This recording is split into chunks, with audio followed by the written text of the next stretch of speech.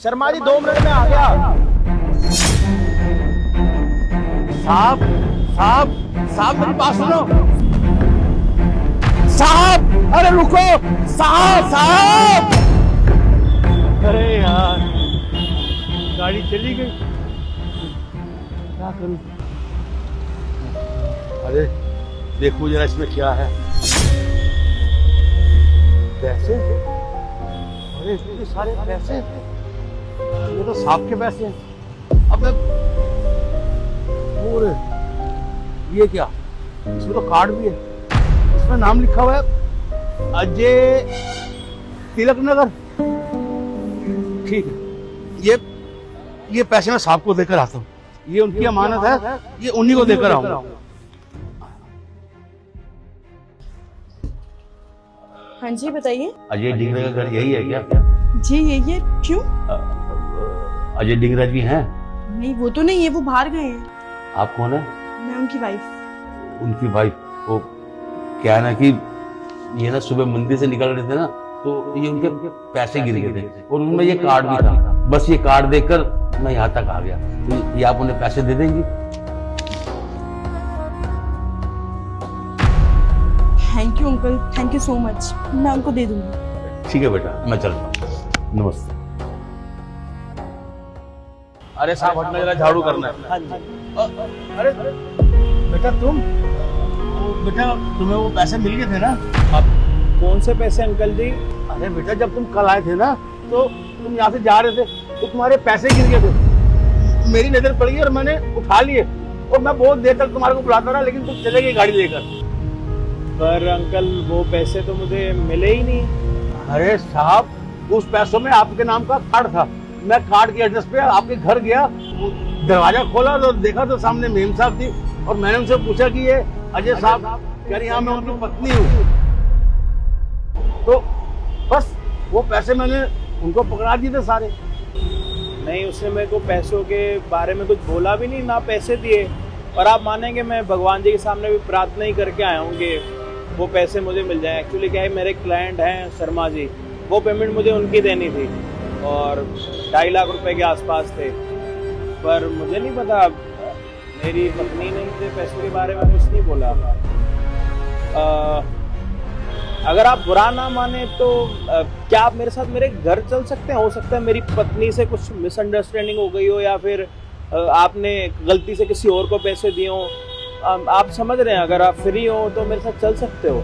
हाँ हाँ बेटा क्यों नहीं, बस 5 मिनट, थोड़ा मैं ये झाड़ू कर लूँ, उसके बाद मैं चलता हूँ आपके साथ। ठीक है, आप कर लो, मैं आपका वेट करता हूँ। हाँ ठीक है बेटा।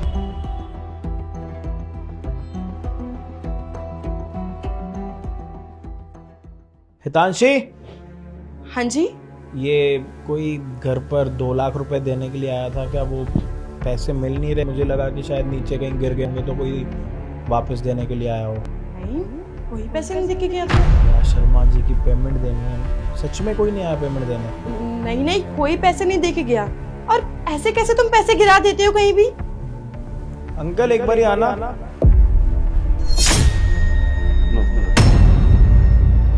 जानती हो इनको? नहीं नहीं मैं इनको नहीं जानती। कौन है ये? अरे बेटा मैं इन्हीं को तो 2 लाख रुपए देके गया था। मैं जब पैसे देने के लिए आया था तो मैंने पूछा था अजय साहब का घर यही है? इन्होंने बोला हाँ यही है। मैंने पूछा आप उनकी? कह रही मैं पत्नी हूँ। तो मैंने पैसे इनको दे दिए थे। अंकल आप झूठ क्यों बोल रहे हो?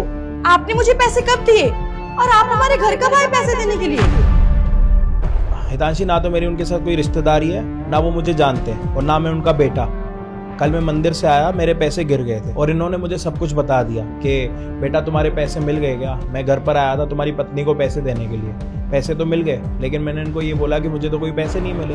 फिर मैंने सोचा कि एक काम करता हूँ, अंकल को साथ ही लेके आता हूँ अपने साथ। अगर तुम्हें पैसे मिले होंगे और गलती से तुमने ना दिए हो तो पता लग जाएगा। बहुत बारी हो जाता है ना कि इंसान पैसे देना चाहता है, बट उसको लगता है कि ये तो पैसे किसी और के थे, मैं अपने पति को क्यों दूं। अब अंकल भी यही कह रहे हैं कि मैं पैसे यहीं पे आपको देने के लिए आया था। जब वो पैसे देने के लिए आपको आए थे, उन्होंने मेरा नाम पूछा था ना आपसे कि ये किसका घर है? हाँ। जब उन्होंने नाम पूछा और आपने नाम बताया तो ये किसके पैसे हुए? और अभी मैंने आपसे जब पूछा कि कोई पैसे देने के लिए आया था तो आपने क्या बोला? अजय वो क्या है ना, मुझे थोड़ा लालच आ गया था। मुझे लगा कि तुम क्या पता चल रहा है पैसे कौन देने आया है कौन नहीं, तुम्हें क्या कहीं गिर गए हैं, तो बस इसलिए मैंने वो पैसे रख लिए। मैंने सोचा अब एक गोल्ड बनवाऊंगी, शॉपिंग पे जाऊंगी। देखो मुझे माफ कर दो, मुझसे गलती हो गई, लेकिन आई प्रॉमिस मैं आगे से ऐसी गलती दोबारा कभी नहीं करूंगी। वैसे देखा जाए ना तो मैंने तुम्हारे लिए कभी किसी चीज़ की कमी नहीं छोड़ी। अगर मेरी अपनी पत्नी अगर मेरे घर पर रह के चोरी करेगी तो फिर मेरे दिल पे क्या बीतेगी। घर पर पीछे 100 चीज़ें पड़ी होती हैं, गोल्ड पड़ा, ऑफिस के सारे पेपर्स पड़े, प्रॉपर्टी के पेपर पड़े, वो सारी चीज़ें मैं किसके भरोसे पे छोड़ के जाता हूँ? सिर्फ तुम्हारे भरोसे पे, क्योंकि तुम मेरी पत्नी हो। अगर इंसान अपनी पत्नी पे ही भरोसा नहीं कर सकता तो बताओ किस पे कर सकता है? मैं तुम्हारी जगह घर पर एक नौकर बिठाऊं, क्या वो सामानों का ध्यान रखेगा? सामानों का ध्यान तो वही रखता है ना जो हमारा अपना होता है। और जब अपने ही विश्वासघात करने लग जाएंगे तो फिर मैं किस पे भरोसा करूं? ये तो अंकल का भला हो कि मैं हमेशा मंदिर जाता हूँ, ये मुझे देखते हैं वहाँ पे। और तुम्हें पता है वहाँ पे क्या काम करते हैं? सिर्फ झाड़ू लगाने का। मुश्किल से 10 से 12 हज़ार रुपये कमाते होंगे, लेकिन इनकी इंसानियत देखो, इतने लाखों रुपए देखने के बाद भी ये घर पर पैसे लौटाने आए। और तुम अपने आप को देखो, खुद लाखों की मालकिन हो, अभी भी ना करके तुमने हाथों और अपने कानों में ना लाखों रुपए का सामान पहन रखा है, उसके बाद भी चोरी की आदत नहीं गई। देखो मुझे माफ कर दो, मुझसे गलती हो गई, लेकिन आई प्रॉमिस मैं आगे से ऐसी गलती दोबारा कभी नहीं करूंगी। और ये पैसे पता है कौन से? कौन से? पिछले महीने तुमने बोला था ना कि एक इंटरनेशनल ट्रिप करनी चाहिए हमें, ये उसी के लिए मैंने पैसे बैंक से निकलवाए थे। लेकिन अफसोस अब ये पैसे मुझे अंकल को देने पड़े। नहीं नहीं अजय, तुम ऐसा कैसे कर सकते हो? ये तो हमारे ट्रिप के पैसे हैं। ये हमारी ट्रिप के पैसे थे, लेकिन तुमने मेरे साथ झूठ बोला। मैंने तुमसे पूछा अभी घर पर पैसे कोई देने के लिए आया, तुमने मना करा। अब मेरे हिसाब से तो ये पैसे चोरी हो गए। जब चोरी हो गए तो फिर ये पैसे हम किसी को भी दे सकते हैं। तुम तो बेईमान निकली। अंकल तो कम से कम ईमानदार है ना, उनके हक का उनको मिलना तो चाहिए, क्योंकि उन्होंने तो मेरे साथ कोई बुराई नहीं करी। ये लीजिए अंकल। अरे नहीं साहब, ये पैसे मैं कैसे ले सकता हूँ? अगर मैंने पैसे लेने होते तो साहब मैं पैसे देने के लिए क्यों आता? मैं सारे पैसे रख सकता था साहब, लेकिन ये पैसे मेरे नहीं है, इन पैसों पे आपका हक है साहब। सुन लिया तुमने? अंकल इसीलिए मैं आपको सिर्फ अपने घर पर लेके आया था, क्योंकि मुझे भरोसा ही नहीं हो रहा था कि मेरी पत्नी मेरे साथ ऐसा कर सकती है। लेकिन आज मेरी आंखें खुल गई। आज के बाद शायद मैं इसके ऊपर कभी भरोसा भी ना करूं, पैसों का, माली किसी भी सामान का। शुक्रिया अंकल, आप मेरे घर पर आए और इतना सपोर्ट किया। ठीक है साहब, मैं चलता हूँ। नमस्ते। रख लो पैसे नीचे। कितनी स्मेल आ रही है यहाँ पे? कहाँ ले आया तू मेरे को? एड्रेस तो यहीं का था पापा। अरे सनी तू यहाँ पे? प्रणाम अंकल जी। नमस्ते बेटा। हाँ, सनी तू यहाँ अचानक कैसे? अच्छा, मतलब याद हूँ मैं तुझे? क्योंकि जैसे तू बिना बताए आया था, मुझे तो लगा था कि पहचानेगा भी नहीं। याद हूँ मैं?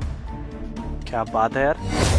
अब क्या बताएं भाई, हालात ही कुछ ऐसे हो गए थे।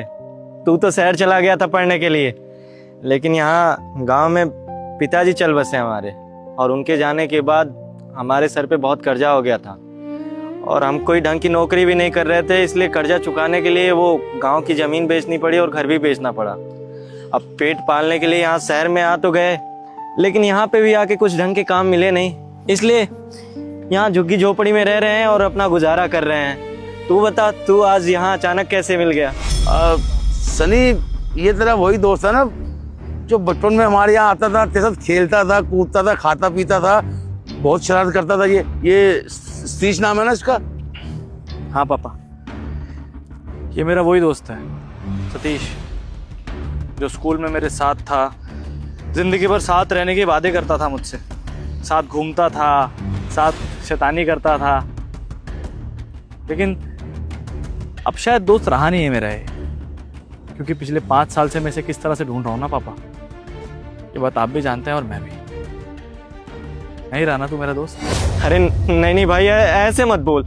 तू मेरा बचपन में भी दोस्त था और आज भी दोस्त है। तुझे तब जितना मानता था आज भी उतना ही मानता हूँ। लेकिन भाई, कहते हैं ना, परेशानियां खुद ही झेली जाती है, दूसरों को उसमें सम्मिलित नहीं किया जाता है। खुशियां बांटी जाती हैं, दुख नहीं। इसलिए तुझे बताया नहीं। और सच कहूँ तो मैं तुझे परेशान नहीं करना चाहता था। तू शहर चला गया था, पढ़ने के लिए गया था। अब सोच, तुझे बताता तो तू भी सुन के परेशान होता, इसलिए बस तेरी भलाई के लिए तुझे नहीं बताया। बाकी और कोई गलती नहीं है मेरी भाई। देखा सनी, कैसा दोस्त है तेरा, है? जब इस पे बुरा वक्त आया तो ये तेरे को छोड़कर भाग गया, क्योंकि इसको लगा था कि शायद तू इसका साथ नहीं देगा, क्योंकि सनी ये ना तुझे अपना मानता ही नहीं है। बिल्कुल ठीक कह रहे पापा। इसको ना समझने में ही प्रॉब्लम हो गई मुझे। मैं इसे ठीक से समझ ही नहीं पाया। और क्या बोल रहा है ये? कि मुश्किल वक्त में मैं चाहता नहीं था कि तू मेरे साथ हो, अच्छे वक्त में चाहता था।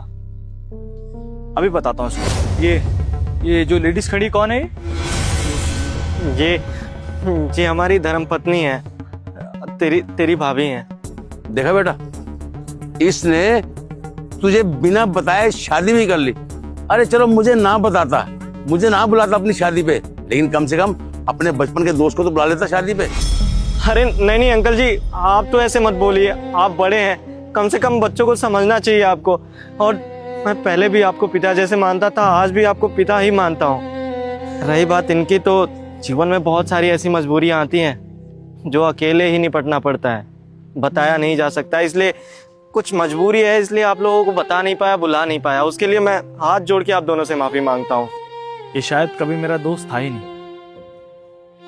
एक तरफा दोस्ती थी हमारी, सिर्फ इसे मैं ही दोस्त मानता था।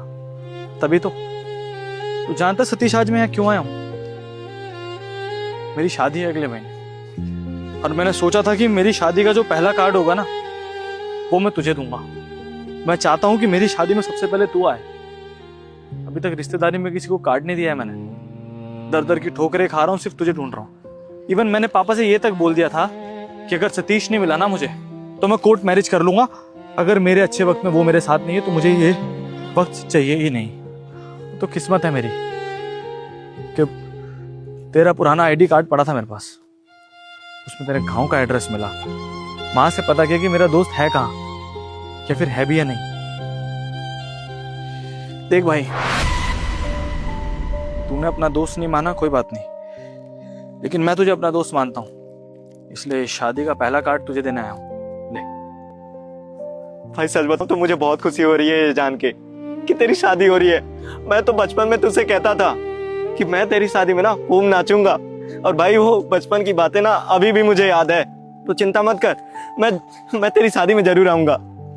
सच कहूं तो तेरी बातों पर भरोसा नहीं है मुझे यार, और यही रीजन है कि आज मैंने तुझे गले नहीं लगाया। मैं तुझे गले लगाऊंगा और तुझे माफ भी कर दूंगा, लेकिन तभी जब तू मेरी शादी में आकर अपनी सारी जिम्मेदारियां संभालेगा। तुझे गले लगाऊंगा, वादा करता हूं तुझसे। तू चिंता मत कर, अब तक जीवन में जितनी गलतियां करनी थी मुझे, मैंने कर ली है, लेकिन अब से कोई गलती नहीं करूंगा। और रही बात तेरी शादी की ना, तू 10 दिन कह रहा है, मैं 15 दिन पहले आऊंगा तेरी शादी में। देखते हैं, तुझ पर यकीन करना थोड़ा सा मुश्किल है अभी मेरे लिए, बाकी सब ऊपर वाले पे छोड़ दिया मैंने। इंतजार रहेगा तेरा। चलिए पापा। चल बेटा। अब सुनिए, देखिए हम आपको सच बताते हैं, आप अपने दोस्त से नाराज होके मत जाइए। कुछ मजबूरियां थी जिसके चलते इन्होंने हमसे शादी कर ली और आप लोगों को बुलाया नहीं। हमें बताने दीजिए, वो हमारे पिताजी की तबीयत बहुत खराब थी, अस्पताल में थे वो, और उनकी आखिरी ख्वाहिश यही थी कि हम शादी कर लें। इन्होंने बहुत सेवा करी हमारे पिताजी की, तो उन्होंने बोला कि इनसे ही शादी कर लो, तो उनके कहने पे हमने शादी कर ली। शादी बहुत जल्दी हुई थी और शादी होते ही हमारे पिता गुजर गए, इसलिए ये ना बुला पाए ना जश्न मना पाए, इसलिए नहीं बुलाया। आपको बहुत अच्छा दोस्त मानते हैं, आप गलत मत समझिए उनको। तो मतलब गलती कहीं ना कहीं मेरे दोस्त की भी नहीं है, हालातों की है। देख सतीश, जो हुआ उसके लिए मैं तुझे माफ करने को तैयार हूं यार। कुछ चीजें हमारे हाथ में नहीं होती पापा, भगवान के हाथों में होती है, समय के हाथ में होती है। लेकिन तू चिंता मत कर, एक बार मेरी शादी हो जाने दे, उसके बाद मैं तेरे से वादा करता हूं कि तेरा बुरा वक्त हम दोनों साथ मिलके खत्म करेंगे। और हाँ, गले तो मैं तुझे अब भी नहीं लगाऊंगा, समझ गया ना? हाँ बेटा, मुझसे भी गलती होगी, मुझे माफ करना, क्योंकि तू मेरे बेटे के बचपन का दोस्त है, तो मेरे बेटे जैसा भी है, और शादी भी आओगे ना तो मुझे बहुत खुशी होगी। अरे नहीं नहीं अंकल जी, बड़े तो होते हैं माफ करने के लिए, माफी मांगने के लिए नहीं। मुझे माफ कर दीजिए, मैंने बहुत गलती करी है। ठीक है बेटा, चल बेटा। नमस्ते। सुनिए, माफ कर दीजिए, हमें पता है आप नहीं बताना चाहते थे, लेकिन इतने पुराने दोस्त हैं, आप कैसे नाराज होके जा रहे थे और आपको गलत समझ रहे थे। हमसे देखा नहीं गया इसलिए हमने बता दिया। अरे नहीं नहीं, आप माफी मत मांगिए, आपने जो किया अच्छा ही किया। शायद मैं हिम्मत नहीं कर पा रहा था बताने के लिए, आपने बता दिया, अच्छा ही किया। हम एक बात कहें, आपने ये न्योता क्यों ले लिया? उन्होंने कहा था ना कि अच्छे कपड़े पहन के आना। अब हम कैसे अच्छे कपड़े पहन के जाएंगे? अब आपके दोस्त की तो बेइज्जती हो जाएगी ना कि ऐसे दोस्त हैं। आप मना कर देते कि नहीं आएंगे। अरे इतना बड़ा फंक्शन है, हम कहाँ से कपड़े लाएंगे अच्छे? अरे नहीं नहीं, दोस्त है मेरा, बचपन का दोस्त है, और शादी का कार्ड दे रहा है, ऐसे मना कैसे करता? खैर सच बताऊं तो इस बात की चिंता हमको भी हो रही है कि उसके शादी में जाना भी जरूरी है और अच्छे कपड़े पहन के जाना जरूरी है। देखता हूँ, कुछ ना कुछ करूंगा। खैर ये सब छोड़ो, मेरे दोस्त की शादी है, मैं तुम्हारा मुंह मीठा कराता हूँ। ये सारे पैसे वो गलती से छोड़ गए होंगे, हम बुलाते हैं। अरे नहीं नहीं, मुझे सब समझ में आ रहा है, उसने गलती से पैसे नहीं रखे हैं। ये देखो, पूरा डब्बा खाली है, इसमें मिठाई नहीं है, इसमें उसने जानबूझ के पैसे रखे हैं। मैं अपने बचपन के दोस्त को बहुत अच्छे से जानता हूँ, वो मेरी मदद करना चाहता था, लेकिन बिना बताए। सच में दोस्ती तो उसने निभाई, मुझसे ही कहीं ना कहीं गलती हो गई। शायद इसी को सच्ची दोस्ती कहते हैं। उनको पता चला कि आप मुसीबत में हैं, तो इतने सारे पैसे देके चले गए कि आप उनकी शादी में शर्मिंदा ना हो। बहुत अच्छे दोस्त हैं आपके। अब हम जाएंगे उनकी शादी में अच्छे अच्छे कपड़े पहन के। बिल्कुल सही कहा तुमने। अब एक काम करो, इसको रखो, शादी की तैयारी करते हैं।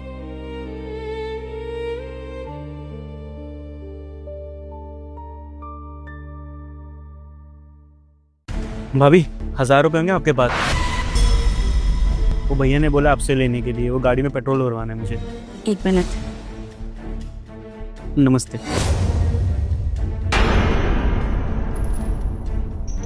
ये लो। तो 2000 रुपए हैं तो। हाँ तो कोई बात नहीं, बाहर जा रहा है, लग जाएंगे पैसे, जा। Thank you. कौन था ये लड़का? तुझसे पैसे क्यों ले रहा था?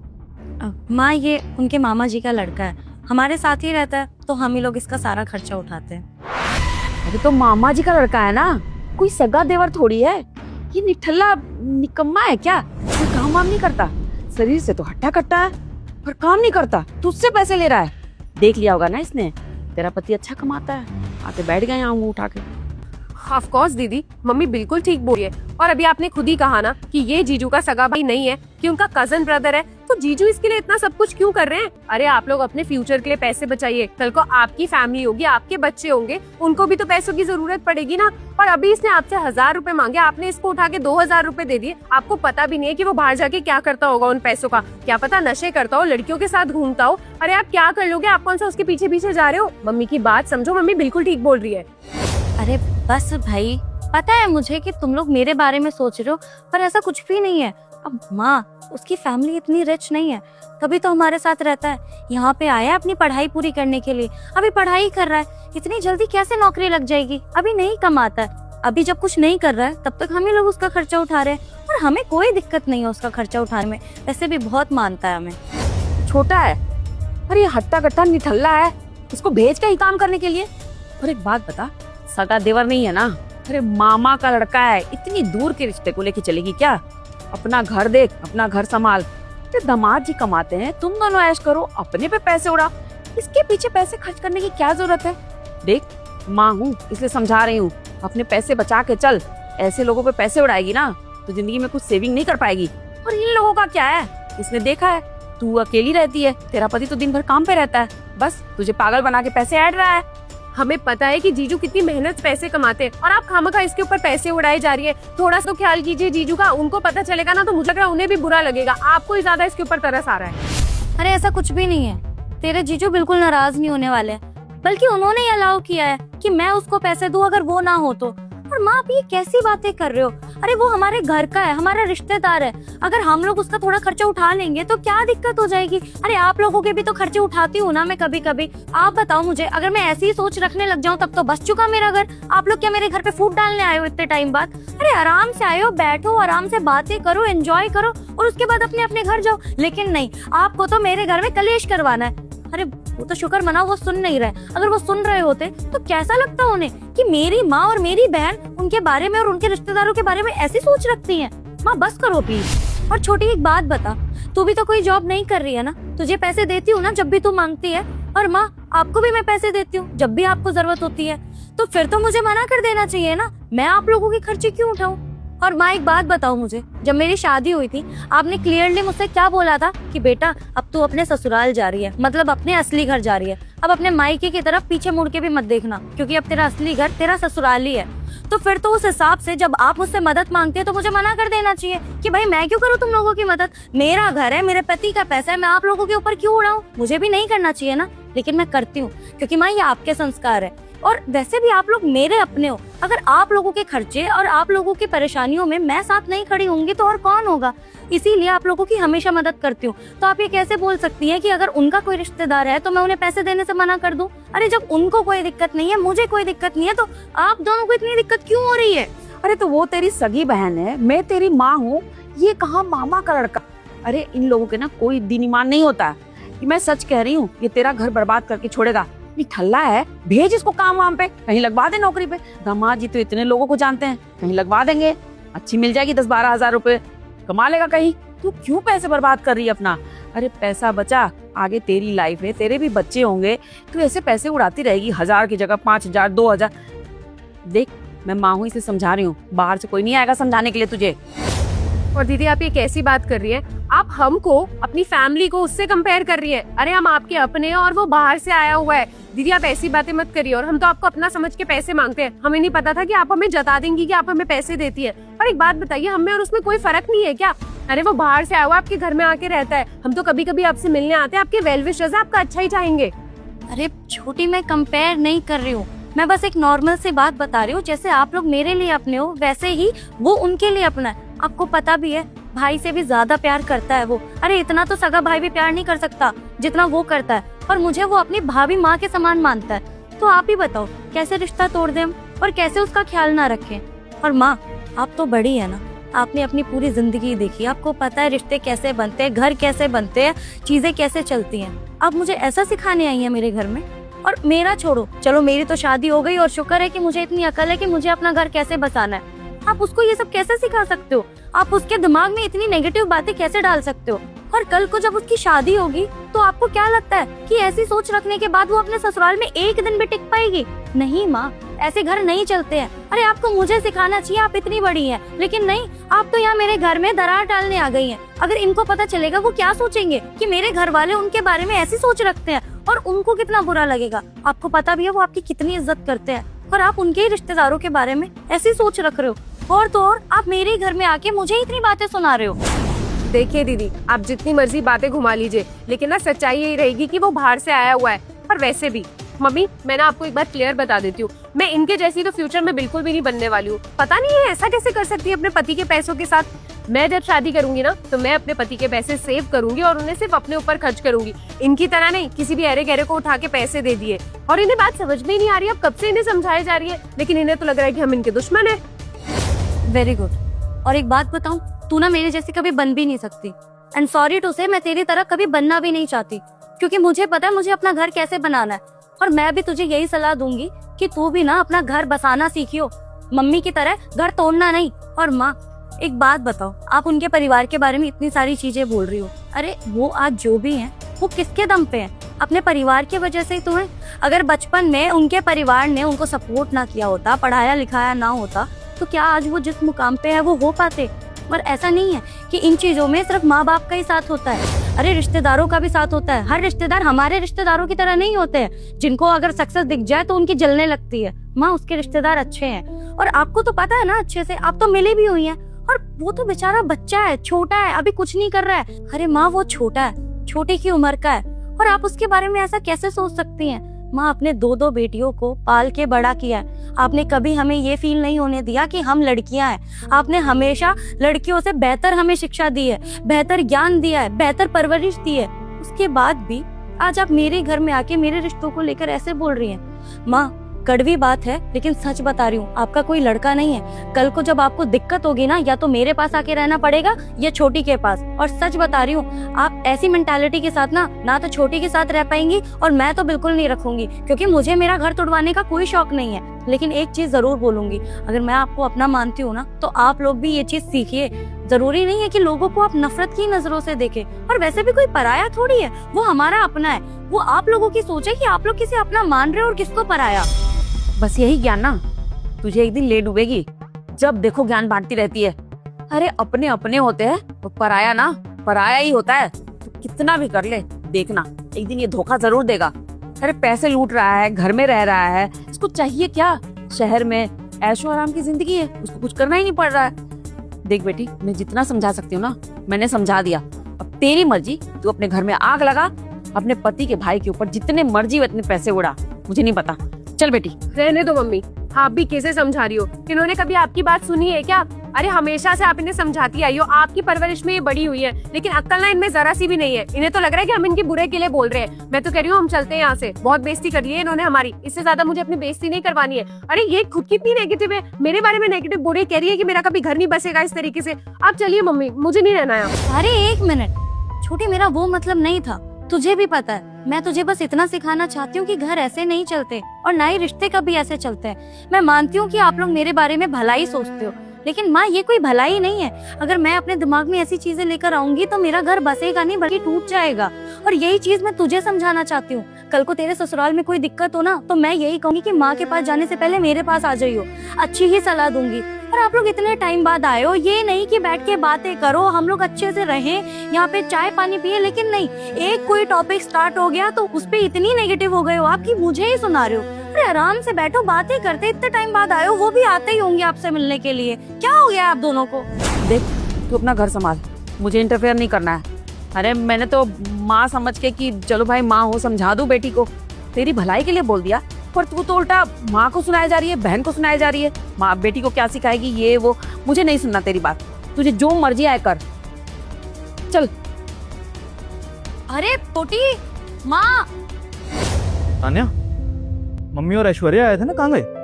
हाँ वो इम्पोर्टेंट काम था उन्हें, तो वो निकल गए, कोई बात नहीं। अरे यार मैं मीटिंग अटेंड कर रहा था, मैंने सोचा मिलके जाएंगे। हाँ कोई बात नहीं, फिर कभी मिल लेना, वो कुछ जरूरी था इसीलिए निकल गए। मैं तुम्हारे लिए कॉफी लाती हूँ। सुनो, थैंक यू मुझे समझने के लिए, एक अच्छा इंसान बनाने के लिए, और इस घर को घर बनाने के लिए। Thank you so much. कोई बात नहीं, तुम बैठो, मैं कॉफी लाती हूँ।